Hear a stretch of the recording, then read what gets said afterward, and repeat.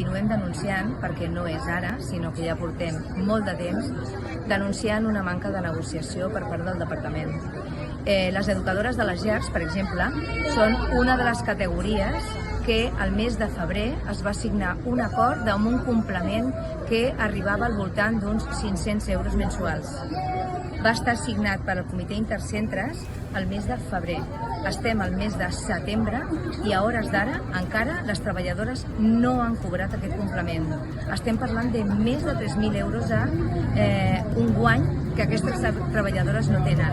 Com això estem parlant de tot. No tenen un respecte per a aquests professionals, els professionals PAE, reconeixent la seva tasca.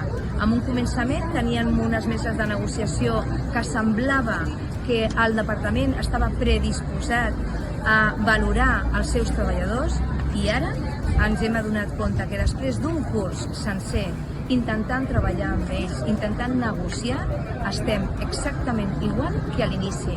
Perquè, a més, tenim una subdirecció de serveis que va cessar, amb la qual cosa ara tindrem un nou director de serveis, al qual li haurem de tornar a explicar tot una altra vegada, posar-lo en situació i fer les demandes oportunes. Això vol dir que passarà un curs una altra vegada i estarem exactament igual.